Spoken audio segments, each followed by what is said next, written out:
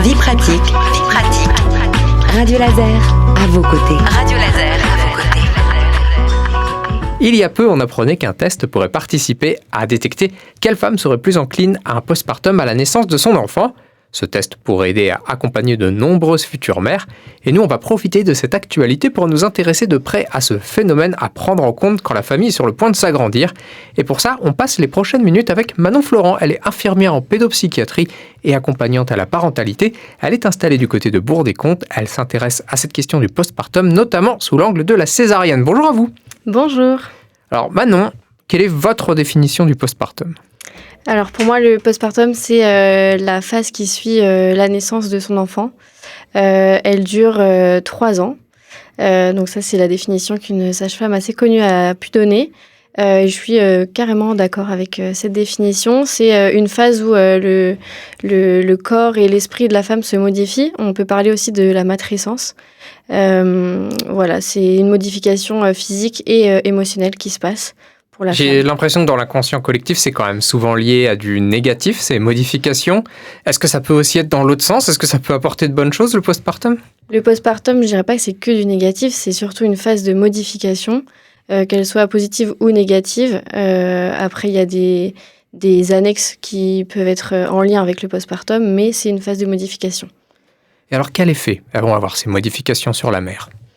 Les effets, ça va être, donc si elles sont positives, ça va être une remise en question un peu de qui on est. Donc c'est là où on parle de la matrescence, c'est la naissance d'une mère.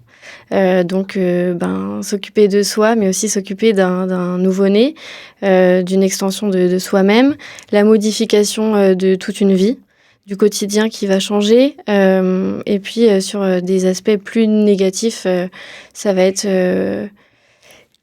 Je sais pas. Là, Très bien, non, je couperai ça, vous inquiétez pas. Non, c'était... Sur les aspects plus négatifs... On pense... Alors parfois, et vous pouvez me corriger parce que je me trompe sans doute, mais on parle souvent de syndrome un peu dépressif ou ce genre de choses. Ça fait partie des choses qu'il va falloir prendre en compte. Ça reste une possibilité. Ça fait grandement partie des risques. La dépression du postpartum, elle est là, et il faut la prendre en considération. Après, on a des outils maintenant pour la détecter, mais il faut que les personnels soient formés. Et je pense que c'est là où on pêche un peu, c'est que beaucoup de professionnels ne sont pas assez formés. Voilà. Comment on accompagne au mieux, je pense aux coparents notamment, comment on accompagne au mieux une femme qui est en plein postpartum ? Eh bien, être présent. Déjà, ça passe par là. L'écouter. La mettre en confiance pour qu'elle puisse se livrer, la mettre en confiance pour qu'elle puisse prendre soin d'elle. C'est une mère, mais c'est aussi une femme, et ça, il faut pas l'oublier.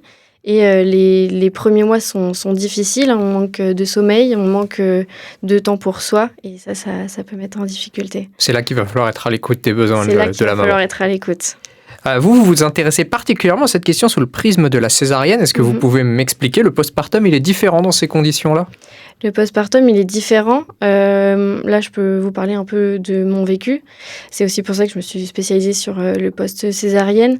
Clairement, la césarienne, c'est une femme sur 5 en France. Donc, ça concerne 150 000 femmes en France par an. Et il y a peu d'accompagnement après. Donc la césarienne, c'est une chirurgie et une naissance. Faut savoir qu'on coupe 7 couches de tissu sur l'abdomen. Donc il faut prendre en soin son enfant et sa chirurgie. Donc la cicatrice et tout ce qui va avec. Et émotionnellement, c'est relativement compliqué pour les femmes qui subissent une césarienne. Forcément, ça a un impact supplémentaire. Ça laisse encore plus de traces qu'un accouchement qui en laisse déjà assez. Oui. C'est l'idée. Ouais. Ça laisse des traces physiques et émotionnelles. Beaucoup de femmes parlent de traumatisme pour les accouchements par césarienne. Il y a beaucoup de chocs post-traumatiques et il y a un plus fort risque de dépression du postpartum. Donc là, il faut être encore plus vigilant à cette question de la santé mentale. Exactement.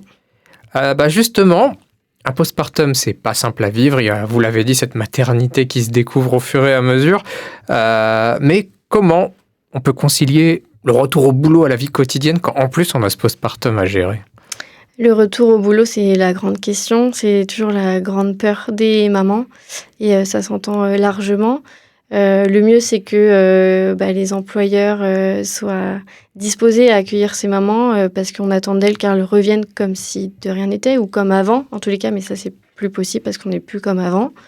Donc, être à l'écoute de ces mamans, essayer d'aménager des temps. Il y a aussi parfois la question de l'allaitement qui peut venir et ça, c'est compliqué aussi quand on reprend le travail. Donc voilà, vraiment être à l'écoute, observer et faire au mieux pour les accompagner. Ce serait peut-être au monde du travail de s'adapter à toutes ces mamans qui ont besoin d'un coup de main, quoi. C'est ça, et après il y a aussi les professionnels qui gravitent autour et c'est à eux d'être en alerte sur les signaux. Et puis moi je recommande toujours aux mamans de s'écouter, de parler et voilà, c'est hyper important. On a parlé des mères, de ces femmes qui accouchent. Moi, j'avais envie qu'on jette un œil vers le coparent, parce qu'on connaît le phénomène de la couvade qui se passe, alors vous allez me corriger, mais je pense à peu près au début de la grossesse, où les hormones font leur boulot, et le coparent peut se retrouver avec des douleurs, une sorte d'imitation, le mot est pas joli, mais de ce que la maman vit. Est-ce que le postpartum peut avoir les mêmes effets ? Le postpartum, alors moi je parle pas trop de postpartum pour les papas ou pour les coparents. Par contre, c'est vrai qu'eux aussi ils vivent des choses intenses, la modification d'une vie, l'accompagnement d'une maman et c'est pas toujours très simple. Donc oui, il y a des effets sur les coparents. La couvade, comme vous l'avez dit, c'est aussi sur la grossesse. Où on apprend à lâcher prise un petit peu, ce qui n'est pas facile d'ailleurs, le lâcher prise. Mais oui, il y a beaucoup d'effets sur les coparents. On a fait qu'effleurer le sujet, il y a tellement de choses à dire, mais vous, Manon, vous proposez un accompagnement, ça va prendre quelle forme ? Donc moi, je propose différentes prestations. Donc le massage prénatal, donc ça c'est pour les femmes enceintes. Le massage postnatal, donc qui va de après la naissance jusqu'aux 3 ans de l'enfant. Comme on l'a dit, le postpartum dure 3 ans. Je propose aussi le massage post-césarienne, donc là avec un accompagnement autour de la cicatrice pour apprendre aux femmes à se réapproprier leur corps et toucher la cicatrice parce que ça c'est quelque chose qui peut être très compliqué. Aussi le resserrage du bassin avec un tissu rebozo, le soutien à l'allaitement et je propose aussi des cercles de femmes.